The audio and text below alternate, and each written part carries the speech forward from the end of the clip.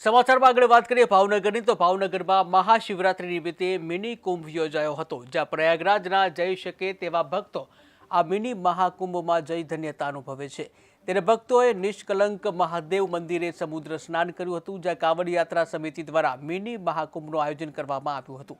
ત્યારે વ્યવસ્થા માટે પોલીસ તંત્ર પણ ખડે પગે રહ્યું।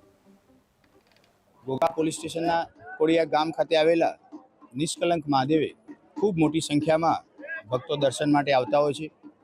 છેલ્લા 2 દિવસથી સ્થાનિક પોલીસ સ્ટેશનના અધિકારીઓ અને લોકલ બ્રાન્ચના અધિકારીઓ કર્મચારીઓ મારફતે બંદોબસ્તનું આયોજન કરવામાં આવતું હતું। ખૂબ મોટી સંખ્યામાં આશરે 4 થી 5 હજાર વ્યક્તિઓએ અત્યાર સુધી દર્શનનો લાભ લીધેલ છે। પાર્કિંગથી લઈ અને કિનારાથી મંદિર સુધી આવવાની ખૂબ સારી વ્યવસ્થા સ્થાનિક પોલીસ મારફતે કરવામાં આવેલી છે। સાથે સાથે કાવડ યાત્રા સમિતિ દ્વારા એક મિની મહાકુંભ પ્રકારનું આયોજન પણ કરેલ છે।